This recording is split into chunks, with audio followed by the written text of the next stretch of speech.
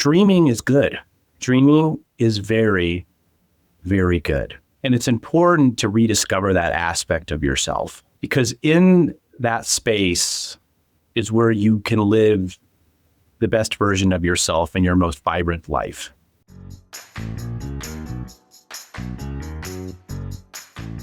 If you have ever felt like it is too late to chase a dream, or maybe you're struggling to make a change in your life, this episode is for you, because I am joined by Mike Zaccariello, who, with the help of coaching, has achieved so many incredible dreams over the years and has big dreams for the future. And what's very interesting about Mike is the fact that he was very resistant to coaching for a couple years before he said, okay, let's see what this coaching is all about. And now, Mike, you've had a coach for 5 years. So obviously it's working. That's right. I drank the Kool-Aid. Oh my gosh, I love it. Well, welcome to the show. Thank you so much for joining us. I'm very excited about our conversation. Thanks for inviting me. It's going to be fun because you have a very interesting background. You've done a lot of cool things. So I kind of want to talk a little bit about like pre-coaching and then post-coaching, like what was happening, kind of what stirred in your heart to actually reach out and to decide that coaching might be a good thing for you. I first got exposed to Floyd Consulting, maybe about 10 years ago, actually. Floyd Consulting was working with the medical institution that I work at. And I listened to Matthew Kelly give a talk. I was pretty inspired. And then I started subscribing to kind of your newsletter. And every month when I get the newsletter, there'd be something about coaching. And then I would go to the website, I would click, but then I wouldn't click the button to kind of make the next step. You're just one of the lurkers. You're lurking. And that's right. I'm a lurker.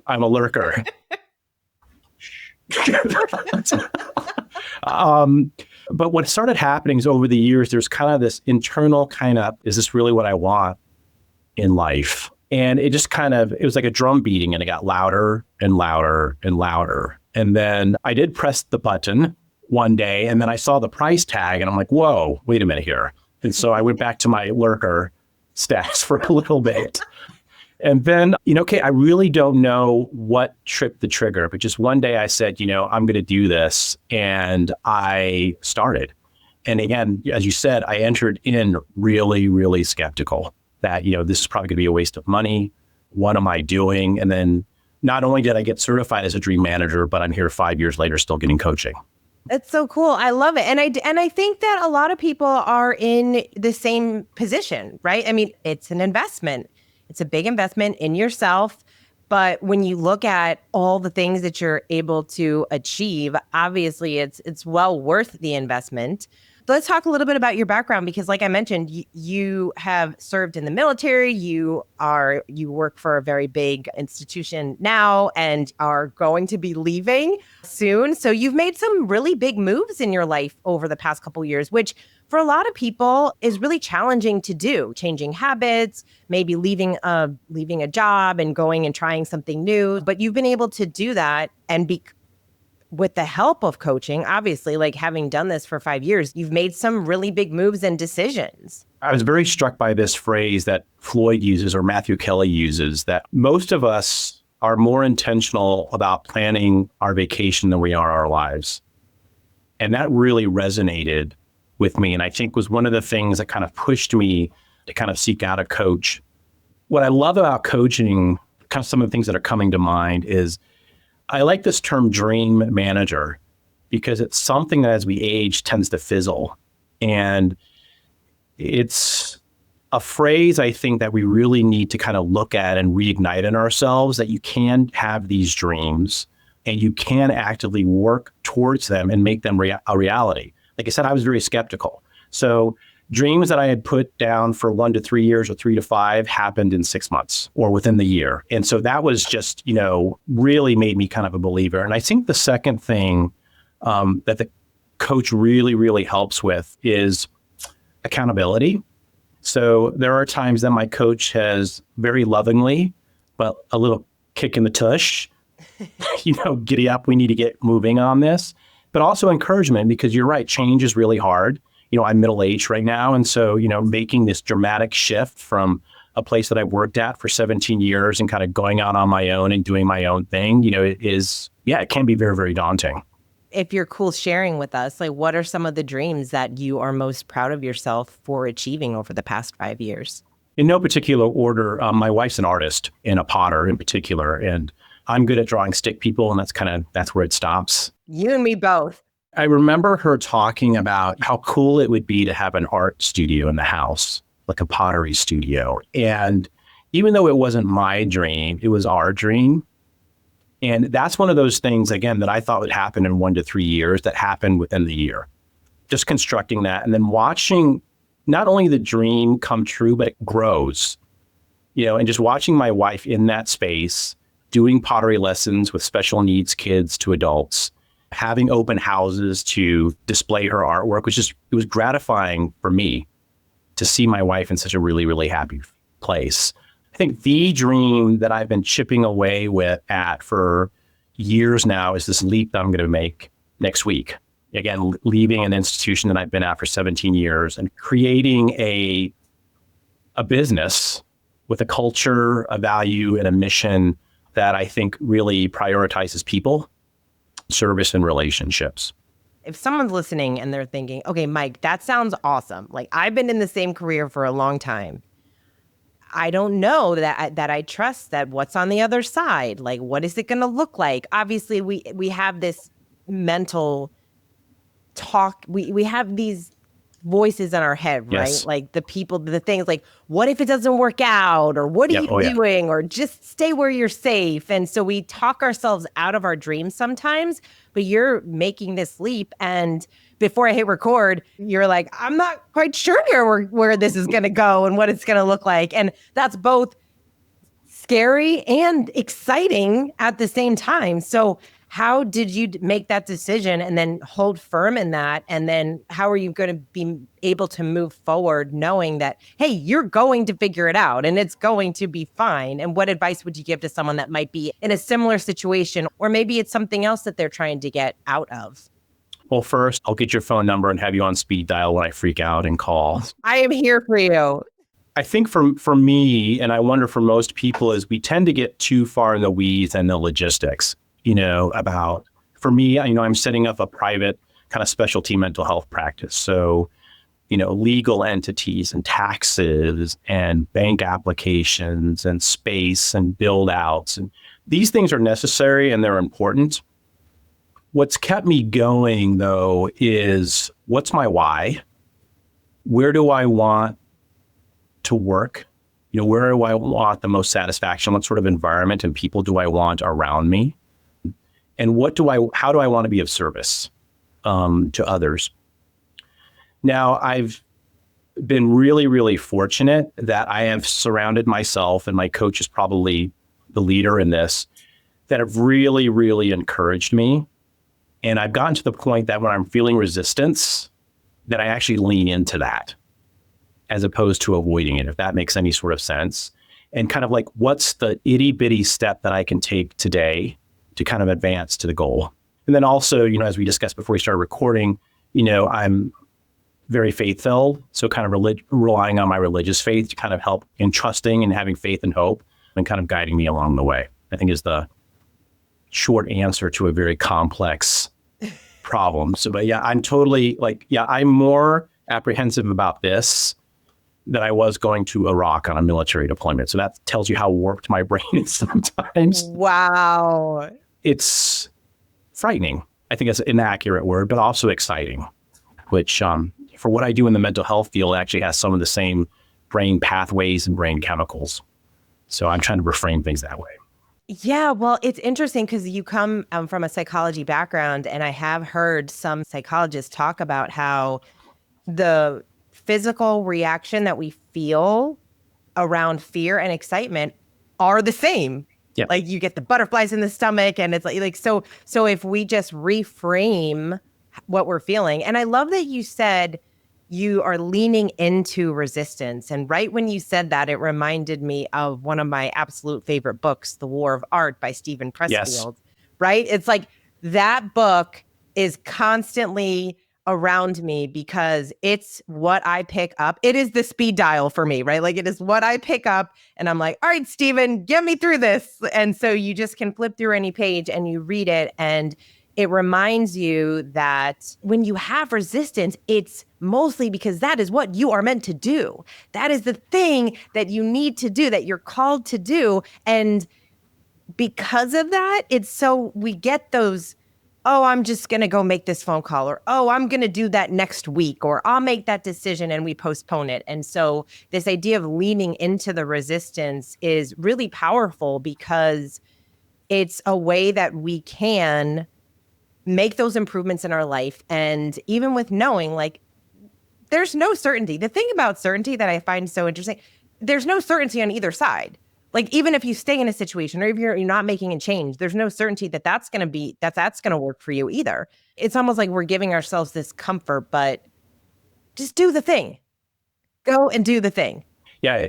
Pressfield's, stuff, I think really kind of gives you a more abstract, very, very important, because I have the book too, and I look at it a lot. Something like, James Clear's Atomic Habits, I think gives you the very practical things to do, to kind of how to lean into that sort of resistance. I'm really impressed. You just kind of talked about something in 2 minutes that took me 10 years of doctorate level education to get. So, so Dr. Volman, you're doing okay. If this, Floyd stuff doesn't work, you got a second career. So. Well, listen, I did not get my doctorate, but I've read so many books and I've done all the things. Like, it's so funny when people ask me about like books that I have, like, have you really read all these? I'm like, I probably haven't read all of them, but I read a lot of, especially in the personal development space. That's why I find coaching to be so fascinating, because perfect example, coaches need coaches. So I have a coach, you have a coach, you are a coach. You are a certified dream manager. And so even when we have all of the tools, we still need that support. You still need that accountability. You still need someone that's pushing you and challenging you. And sometimes I'll even sit here and think, I have everything. Like, I know what I need to do. Why am I not doing it? And it's just, okay, that's when you got to take a step back and just that lean in. That's what I'm going to be thinking about. That lean into the resistance to get it done. Mm-hmm. So with Dream Manager coaching, I'm curious because I know you love the material and you have been able to use it.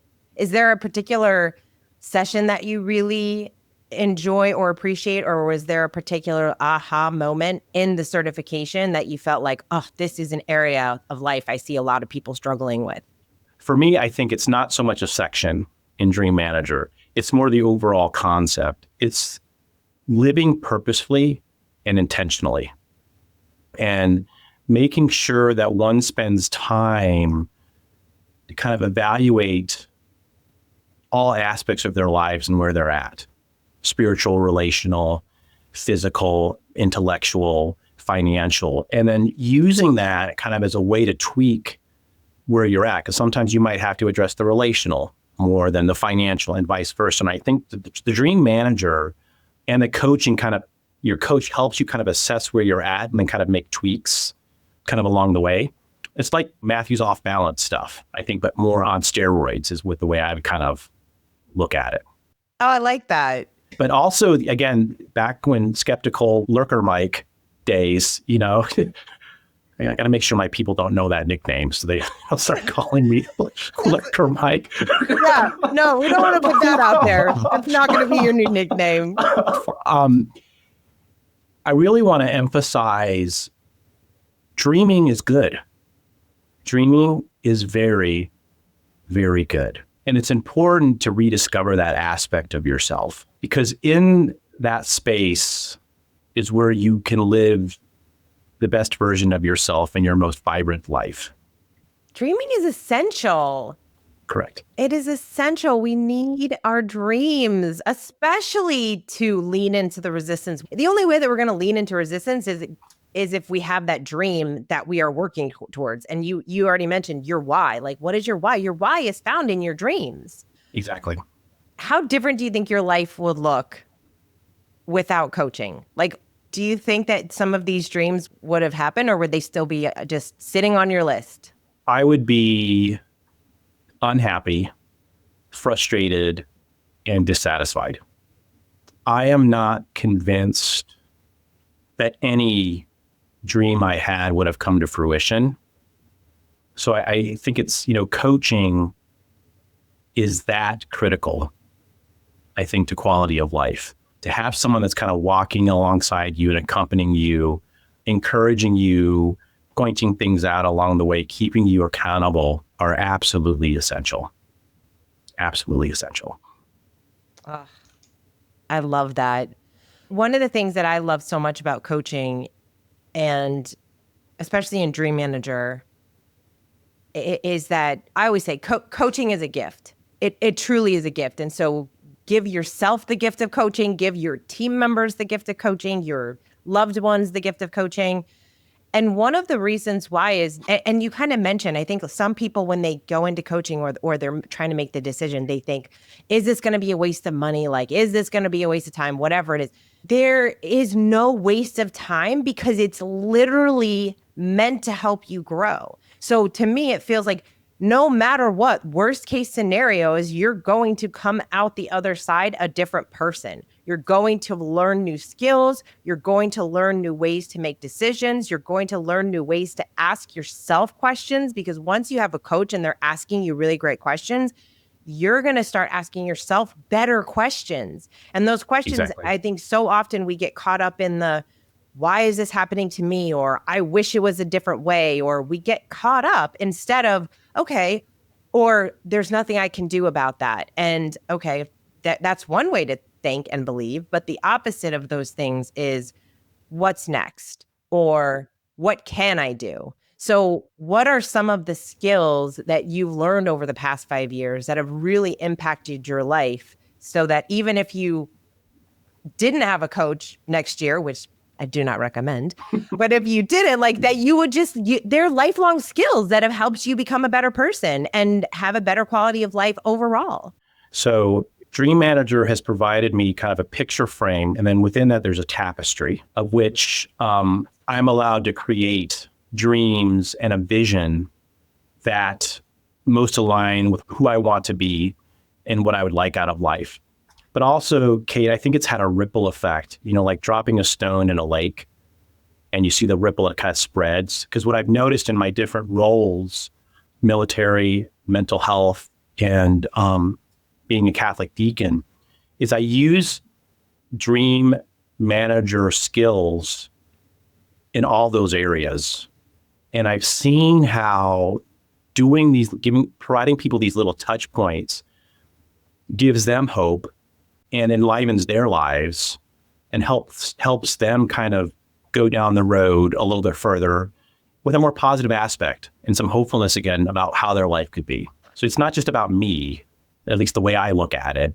It's kind of spreading it. And it's been ages since I last read Dream Manager, but I wonder if there were some themes of that. It wasn't just the person, but you spread it around.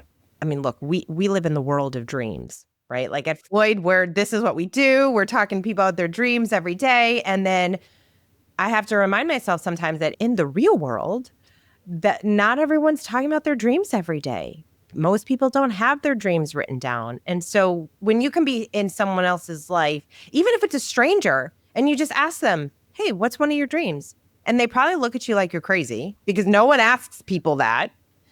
But how beautiful that someone's going to say, I met this weirdo Mike and he asked me about my dreams. And all of a sudden I had this 20-minute conversation with him, and maybe you'll never see that person again, but the impact you had on their life. And then Exactly. That person is going to tell that story to someone else, and then or they won't even tell that story. They'll just ask the next person about their dreams. And so you do get this really beautiful ripple effect. It really is a beautiful thing. I am curious, especially with your psychology background, one of the things and I've talked about this in other videos, but so like I mentioned, I have read a lot of books. I love books. It's like my addiction. Like it's what I love I just have too many books. And I always say, I'm going to stop buying books. I'm with you, sister. Yeah. I can't. It's like impossible. Anyway, books are amazing, but I have read so many of them. And I talked about this recently about personal development. When people read personal development books, which is amazing, and we want to grow and get better, but we have to use the information that we're reading. And so I often wonder how many people are kind of addicted to personal development and buying all the courses and reading all the books and going to all the conferences, going to all the seminars, which is awesome. But again, if you're not using the information, it's not really doing anything for you. So I think there's a big difference between someone who's just like constantly feeding themselves that versus, okay, I'm actually going to make this investment in myself to do coaching. Because reading personal development books, you can let yourself off the hook. You can say you're going to do everything that is in Atomic Habits and do none of it. But when you invest in coaching, no, your coach is going to hold you accountable. So how do you help someone who see or experience their life in a way that they're not just thinking that they're growing, thinking that they're getting better because they're feeding themselves new content versus someone who's actually making those changes in their life? My initial thoughts are kind of open-ended, non-judgmental kind of conversations or questions about how is the consumption of self-help, personal development material, how is that practically helping or not in your life, and kind of exploring that space. Pre-lurker Mike, I'm like you, tons of books, reading constantly, application of it. And, again, it was that drum of that just growing dissatisfaction and discontent. And I think Matthew talks about this. That's a signal.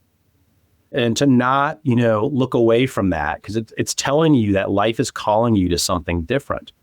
And that's where, again, I think coaching is absolutely essential, or having somebody accompany you where you have this space where you can explore what you're working on, what your dreams are, what you need to be tweaking, how you need to be held accountable, how you need to be supported and loved and cared for, that you're going through a difficult transition, of basically leaving a career that you've had for most of your adult life.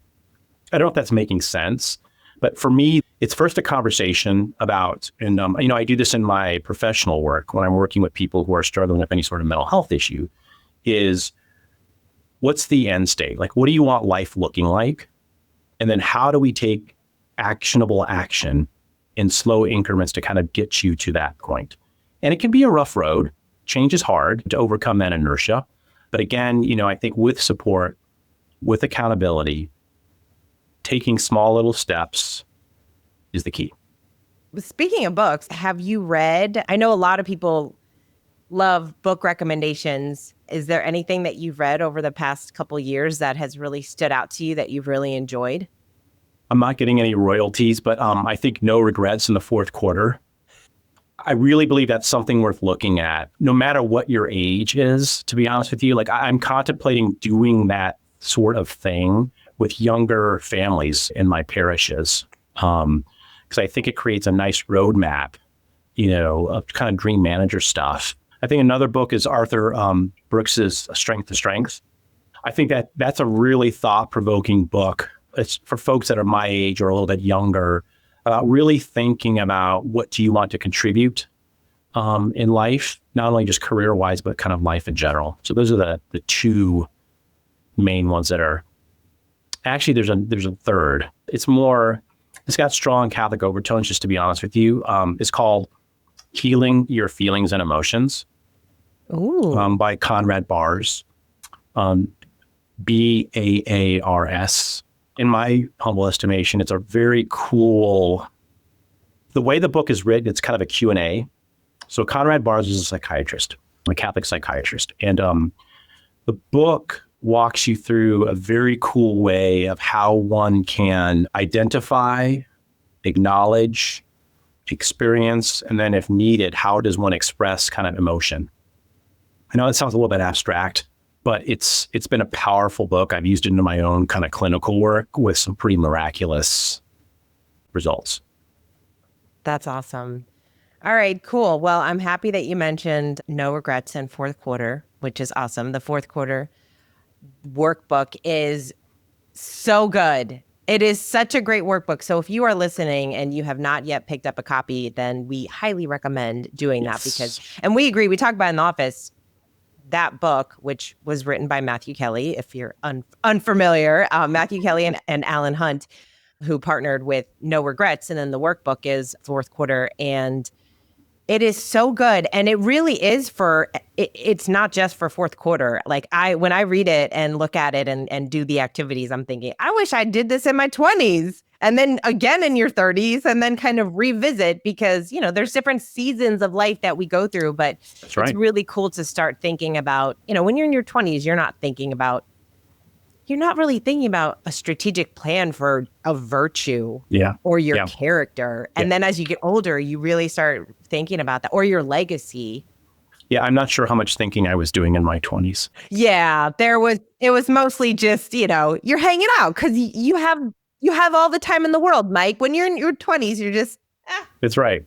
Oh my gosh. All right. If there's somebody that has been listening and they're still contemplating coaching, what advice would you give someone who's like, I don't know. Should I hire a coach? Should I invest in coaching? I'm not quite sure just yet. What advice would you give that person? It's life altering. It's truly, truly, truly life altering. And lean in. You'll be blown away. I love it. I love it. Love it. Oh, Mike, you're so awesome. I'm so excited for you and your next chapter. And seriously, you are welcome to call me if you are having a breakdown and you just need someone to talk through something with, because I need a Floyd consulting intervention. You get the whole team on. I'm going to rally everyone up. I was like, all right, everybody. All right, team. Yeah. Mike, Avengers. Let's go. Oh my gosh. I love it so much. Well, thank you so much for your time. You are awesome. Very excited for you and your future. And I'm so happy that we've been able to support you on your journey over the past 5 years and beyond. We'll keep it going. We'll help you continue to lean in to your resistance and achieve as many dreams as you have on your list. Really appreciate your time. This is really fun. Thank you. Good. Well, thank you all so much for listening. We appreciate you. If you are interested at all in learning more about coaching, we would love to have that conversation with you. You can go to floydcoaching.com. And until next time, lead with culture.